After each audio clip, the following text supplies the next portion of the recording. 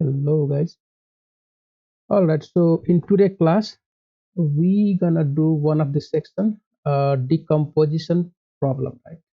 So from JavaScript practice exercise on the seven, right? Seven module, or let's call it uh, folder number 7. The first one is a decomposition problem. So let's try to work on this. What I will do, I'm gonna create the new folder here, right? Again, 00 dash decomposition. Okay, and then the first one, oh sorry, I did 00, right? It will be 07, 07.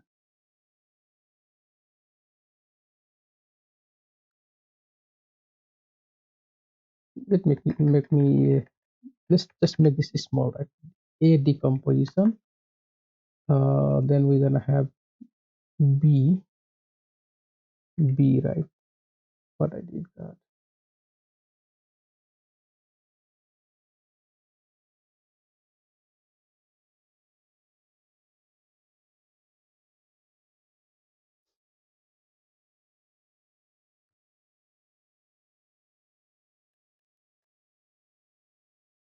Let's make this b, and then finally we're gonna have c, right? C defect section. So I will just add the folder here. Okay,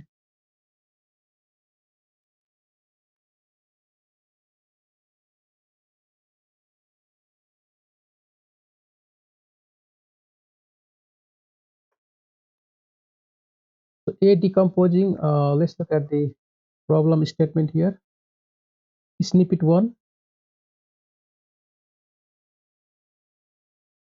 After you guys work through all this, solving all this problem, right? I believe now it will be very easy to understand, correct? So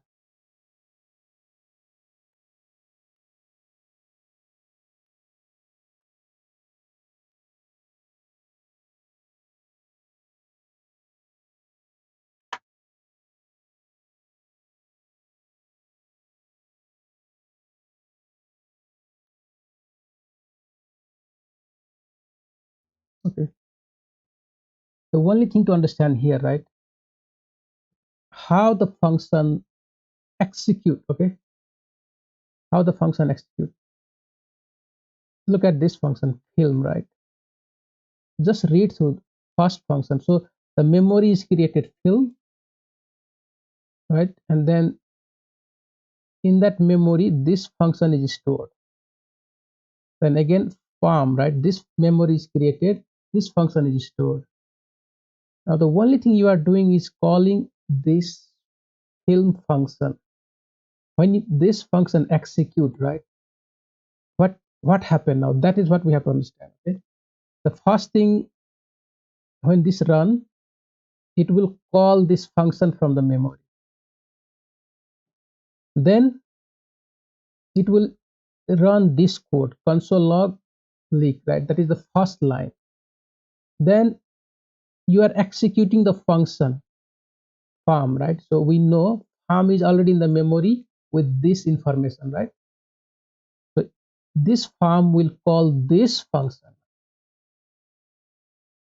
So console log leak is here, then break, big, and sneak, right? Because you calling this function, that means this line will run. After only this will run. So the steps is important, right? In JavaScript, the program executes from top to bottom, line by line. Sometimes in between you may have the function itself, like here is function itself. So that means this function, you have to look at this function work, right? What it is doing. That's gonna happen first, and then this will run. So that is important, right? The order of execution is important. Okay? JavaScript executes line by line. Any statement, any line of code, top to bottom, it will go from the first one. This is the first. This is the second, and this is the third. Second is a function. Excuse me. The function, so now you have to understand what that function is doing, calling this, see? So that is all right. If we run this code, so you can see lick and then beak and sneak, right? And then geek. You can from looking at this result, we can analyze, how this code has run, right? Or what happened. Clear? Okay, let's go to the next one. So snippet 2.js. Always try to understand the order of the execution, right?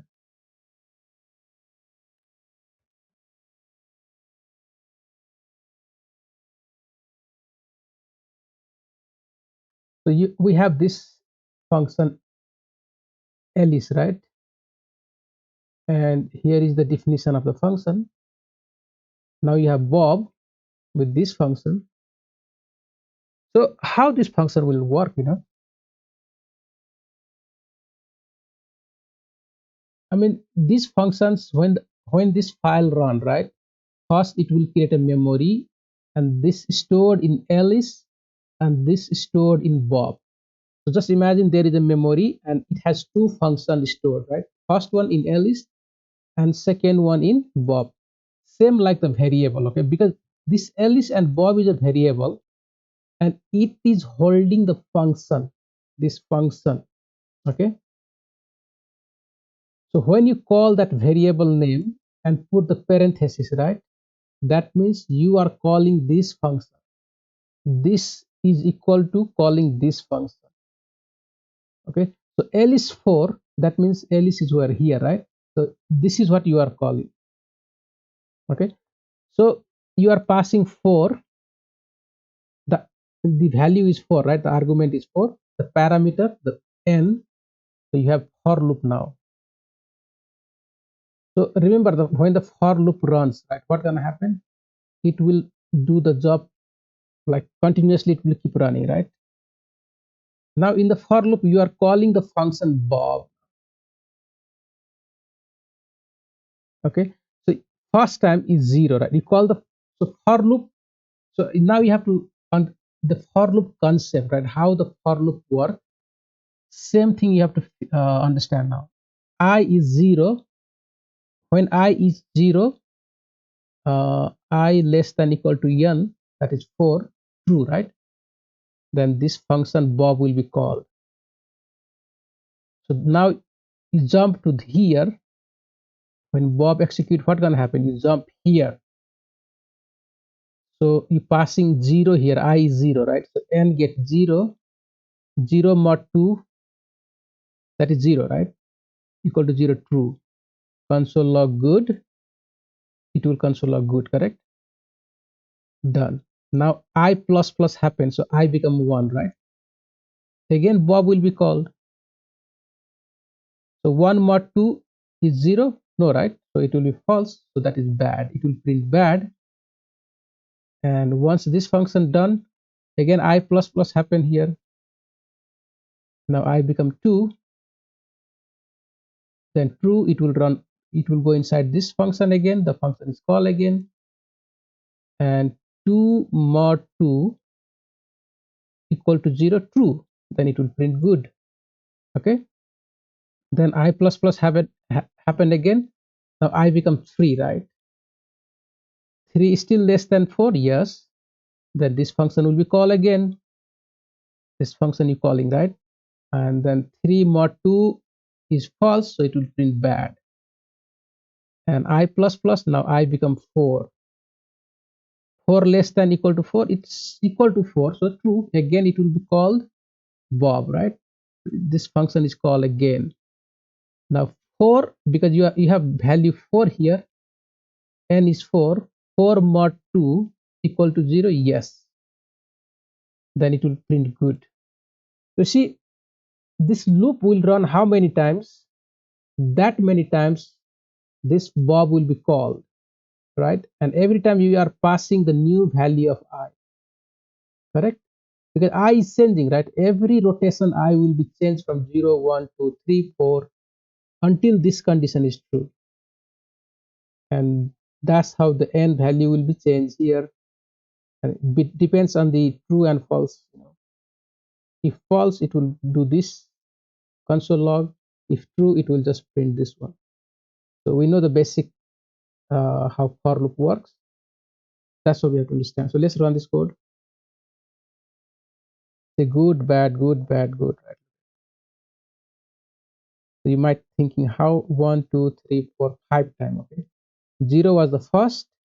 0, 1, 2, 3, 4. Right, until I become 4,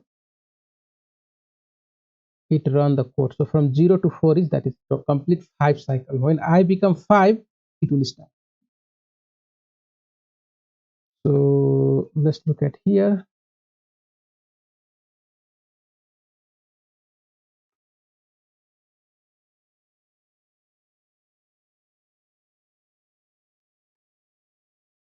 Snippet 3.js.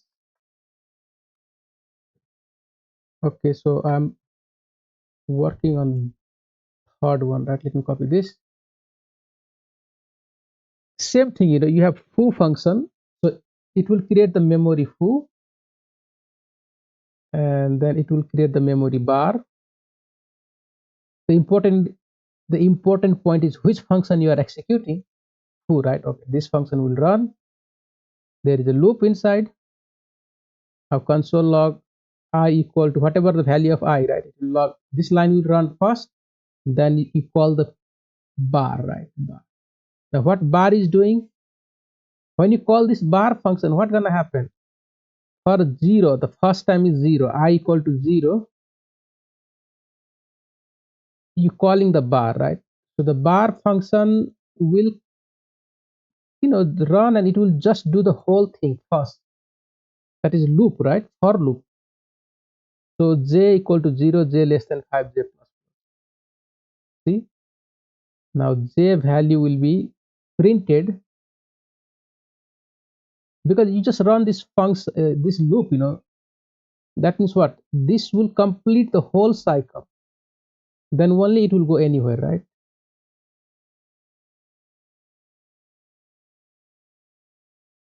Okay, so that means j equal to 0, 1, 2, 3, 4, it will print, and then only here I plus plus happen. Okay, so now I become 1, 1 is less than 5, yes. Again it will enter here, next cycle, I equal to 1, and this bar function is called. Then the bar function will do the complete cycle again, because you have the loop, right? For loop. The for loop will complete the whole cycle. Okay, means always remember, when you enter the for loop, it must complete, it must run until this condition before it starts for the next line of code, right? So the next line, see, the first line is here, second line is here, the third line is I plus plus. Before I plus plus happen, this function will run, and understand what this function is doing, right? It will do the everything here. Okay, there is a loop, it will complete the loop before I plus plus happens. So let's run this code and see. When you understand loop very well, you can understand. Just look at this answer, right? And try to understand what happened. Okay, I is 0. How you get that? This line of code. Then you call the function bar, right? Now, when you're calling the function, just look at here what is happening. You have a for loop. Inside the for loop, you're running this console log, right? Okay? So j equal to 0, it will run 4 times, 5 times basically, 0, 1, 2, 3, 4, right? Until j is less than 5. That will be until 4. And when j become 5, it stop, right? So that is one cycle for I0. But remember, this loop is also trying to complete its cycle, right? It will run until I0, 1, 2, 3, 4, until I become 5, it will be keep running. So I become 5, it will stop, right? But I is 0 first time, I is 1, that is second time, I is 2 third time, I is 3, that is fourth time, I is 4, that is fifth time, okay, and that is the final, right? So for every I value, these things happen. So you're printing the value of I, and then you calling the bar function. The bar function has the loop again inside. That loop will complete the cycle. Okay. So if you understand this, that means you understand the for loop properly. You must have to understand this. This is important. Okay. Okay. So let's go to the now. I think there is some problem to solve. Let's do that. So we're gonna write simple function, right? First, and see that function is used to solve the complex one. Okay, so this is the simple one, and then that same function will be used to solve here the complex one. So let's see how we're gonna do that.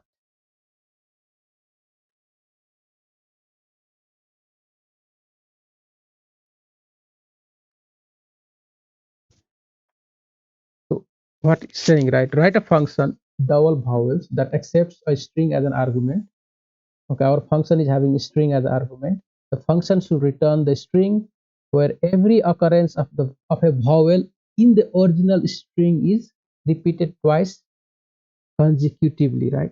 So it's saying is if you find the vowel right in your string, you repeat that twice, same place. So u, a, e, I, o, u, right? U, and there is e, so e, e. You have to make it like that. So return the new string with repeating the vowel. So let's do that. Const uh, double vowels equal to function, and the function going to have a string as a parameter because we just passing one string. Okay, so this will be our variable to hold this value. Now I have a value stored in a string. So I need to return the new string, right? So let's call it new string. Right now is empty. So how I'm going to check each of the character, right? From here, loop set I equal to 0. I is less than string dot length I plus plus, correct? And then let character equal to string square bracket I, right? So string I, that is 0. String 0 will give me R. Okay. Now I need to check. So one thing, right? Let uh, vowels A, E, I, O, U. I just stored in the string here so that I will check, right? I will just check this variable A, E, I, O, U. Okay. So if vowels dot includes this character, if that is true, right, then we must do something.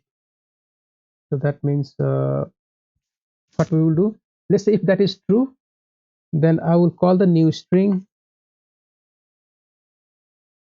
and new string equal to, because I need to add that vowel, I mean that string twice. That is the point here, right? So what I will do is new string equal to that character is vowel, right? So character plus character. I just add twice, okay, right? Not one time but twice. But if this is false, that means this character is not vowel, okay? In that case, I will call here else new string equal to, okay guys, so this not only equal, right? Plus equal, okay, because we are adding to this one. If you just put equal, then every time it will add the new value. Like if there is something before, right, already, and you do equal, means this will be replaced with this will be gone and just have whatever here, maybe a like that. Okay, so that's a plus, means keep adding, right? Plus equal to character. If that is vowel, then you do this, add twice. If not vowel, then add only one time, whatever is the character, right? For example, let's say R is not vowel, then this part will be false. So it will go to the else, add that R here, like that one time. But U is a vowel, right? So it will add twice. Okay, so that's how it will work. So now let's run this code. Okay, so we did not return anything. You must return that, right? And so that it will, you know, whatever you return, it will console log. So see that is else, that is if else, then we have for loop. For loop is done here, and then return a new string. And okay, so I think that is work, right? R U U. There was already an N and E E R, right? Look at that. Stop L I I G S T, right? Okay, so it worked. So that means, we have created the function to double the vowel, right? That's our function. And see how we're going to use this function now to do the complex work. So here, funny phrase. Let's do this.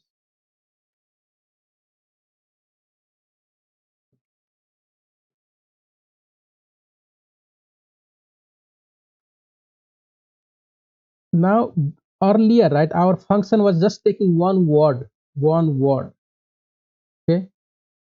So let's try to understand this. Write a function, funny phrase, that accepts a sentence string as an argument. So you have the whole sentence now. The function should return the sentence where every other word has its vowel repeated twice consecutively. Every other, right? Every other word. So means not every other word, not for this one, but start from here. Not for this, but start from here, right? Not for here, but start from here. That means alternate, okay? The first one you don't have to do, the second one, third one, no, other one, right? So zero index, okay, so how it will work, right? Zero index, one. So means let's say one means even or odd, right? Odd. So every odd number, index odd, right? We must grab that word and replace the vowels with double, right? Just double the vowels. So that's the concept here. Let's do this. So the word, this word is okay, right? You're gonna do that word you have here. Look at here. You getting your function, double vowel function. You just passing the word and doing all this work, right? So this will be useful. Okay, we're gonna use this one. But first, let's start our function. Const funny phrase equal to function, and the function is going to get a string of sentence. That's okay, string, no problem. So we have to return again the whole word, right? Like we have to return this sentence. So remember what we did before. When you have sentence like this, first you convert to array, right? Split it, split in every space, correct? So we got an array of word now. You need a place to store also, right? So let's call it let new array equal to empty place, empty storage. Now for loop, let I equal to 0. I is less than our array now. No more with the string, okay? We're dealing with this array. We have done that before, this concept. So array dot length I plus plus. Now let word, we are getting word now, not a character, so whole word, right? Word equal to array square bracket I. Okay, so when we gonna you know call the other function. So let me copy this function, right? Just copy this function because I'm gonna need this function. Did I just got it? No, right? I just copy and I will just put here. I'm gonna call this. I'm gonna use this function. Okay. So when, that is the point, right? So if I uh, I mod, I need to find odd and even now. 2 is not equal to 0 when in all the odd number, right? So that will be in the 1, index 1, uh, 3, like that. Okay. So in that time only we're gonna call this double vowel. Okay. If not equal to, so let change, right? Change vowel, something like that. Change vowel, right? POW. So you can give any one name, variable, because I want to change, right? I want to get a change and stored in this variable. Okay. How you gonna change? By just calling this double vowel function. See, I'm using this function now and passing that word. If this is true, right? When it will be true? When I have index 1 or 3, like that, in the odd number, right? It will be true. So I will go inside the if. I call my function double vowel and I give that word. It will return me what? It will return the new character, new word with the vowel change like this. Okay. So soon I have a new change word. Change word. What is that? Here, right? So change vowel or new word. Let's call it new word, right? New word or change word. I get change word now. Remember, when you call the function, this function will do the job first. Soon after that, you get the new change word stored in this new word variable. Now you call your new array right here dot push, and you send this new word to stored in this array. Clear? New word, you send that. Once you done, but let's say this condition is false, right? Then you have to do else, because in index 0 or index 2 you must you know store it without changing, right? So new array dot push, you are just gonna push what, just the word, right? Nothing else, just the word. Okay. And finally, right, you return, just return. Let's look at the new array, right? See how it, run the code. You see this, you got exactly, right? Something like this.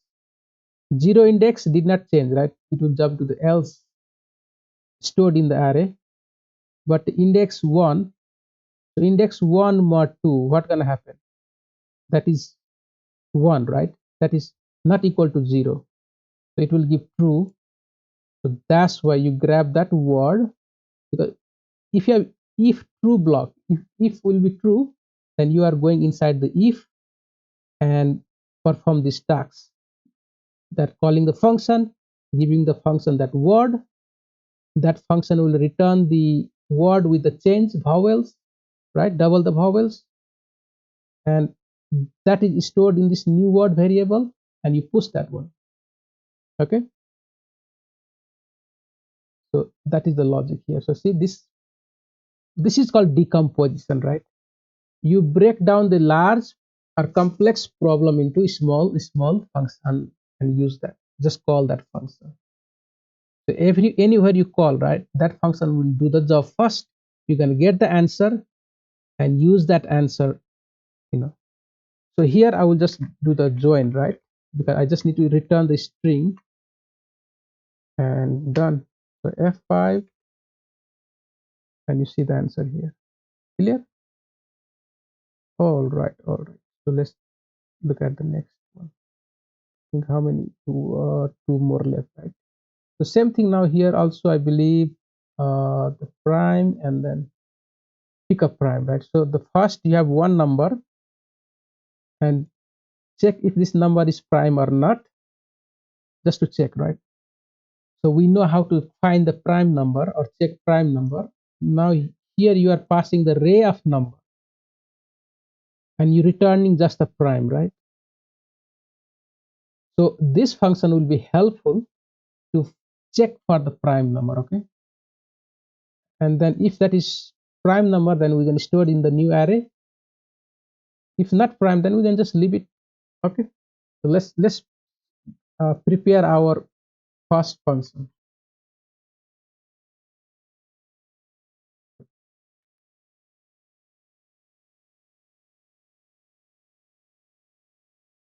So what is prime number, right?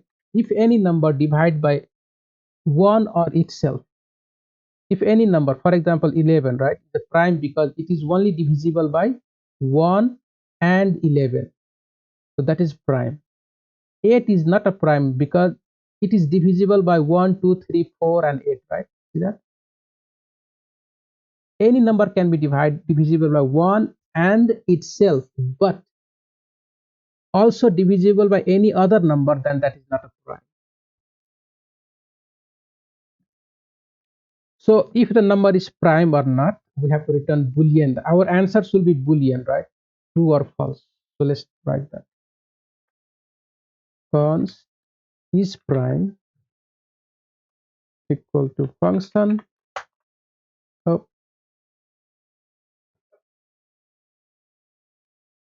and that function will take a number, right? We have a num. So it says function or the number divisible by 1 or itself, right? So 1 and itself, right? So we know anything divided by 1 and itself is a prime number. So we 1 is there, right? So 1 we don't, I mean 1 is just a one number, the first number, right? So let's not worry about the 1, leave the 1 now, because the prime number will start from most likely like 3 or 11, there is 7, like that, right? So let's go from the, so what I will do, right, first I think I will check this number is greater than 2, okay? So if greater than 2, right, so how I gonna write, let's say if this number is 1 or less than 2, right? So if this number is less than 2, that means that is not a prime, okay? Just return false. I can do that. I can check now. If this number is less than 2, that means, that is not a prime. Just return false. I'm not care, right? I don't worry about it anymore. But the thing is, what I will do now is I'm gonna write, let's see. So I have to check now, right? Any number greater than 2, that number can divide the number. So the only way I can do is loop or loop. Let I equal to 2, because any number, I need a number, right? Like let's say in case of 6 or 4, if 4 is prime or not, how you gonna figure out?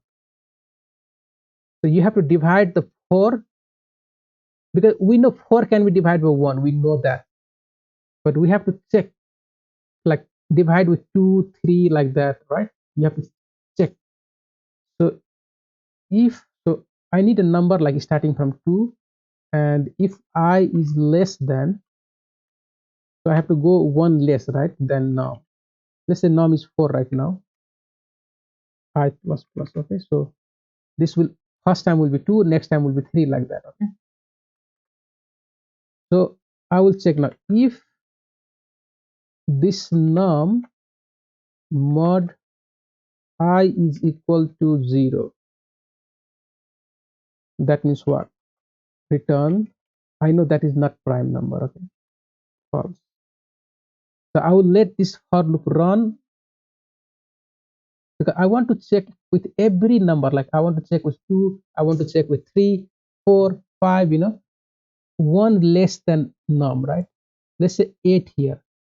So in case of 8, I will check 8, I will divide 8 with 2, then 3, then 4, right? But see, soon you divide one of them, right? Soon you divide and you find the 0. For example, you divide 8 with 2. 8 mod 2, right, will be 0. 0 equal to 0. That is true. Return false. That means we know 8 is not a prime. Done. Okay, done, right? So you just have to return. I mean, this will just return. Once you return, right, the function will stop there. You don't have to check anymore. Okay, it will just stop. But you did not find any number, right? Like in case of 11, here you're going to divide by 2, then 3 also, then 4, then 5, 6, 7, 8, 9 until 10. Okay, you try to divide the 11. So n is 11, and I until I become 10, right? I will be 10. So 2, 3, 4, 5. So you divide 11 mod 2, that is equal to 0. No, right? This is false. That means it will not return false. Okay, the loop repeat again for 3, 4. So it will be keep checking until the last 10, right? And none of them will divide 11. Okay, now after this loop is done, you go here and return true, because now it's 100% sure that none of this number divide 11. So we know that 11 is now prime number. So that's why you return true.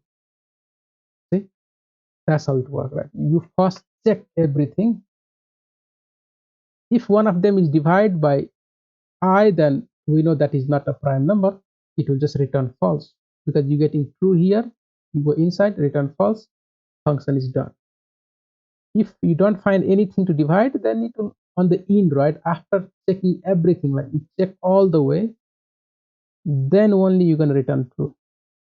I hope that is clear, right? If not, you have to ask me again. So, okay, so we're gonna take that one later. We're gonna use this one. Okay. Oh, let me run the code. I did not run the code. So see, you're gonna get true, right? 11 is prime, that is true. 8 is false. 7 is true. Just 11. 21 is false because it can divide by 3, 7, like that. 2 is true, right?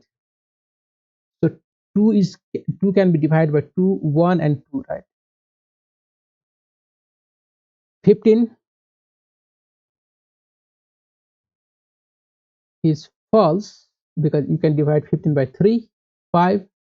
1 is false because 1, you have 1 is just 1, right? You can divide by 1, but nothing else, right? So false. Okay, 1 is not a prime.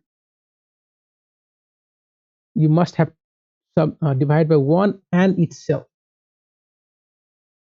Anyway, yeah, so that's the logic for finding out, checking for the prime. Okay, so the next one, I believe the last one, is pick a prime now, right?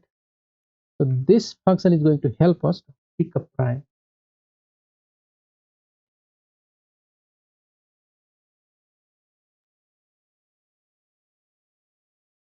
So I'll just write, I mean, you get the idea. I'll explain already. Let's write a function const pick a primes equal to function, no function, and it will take array, and here I believe, okay,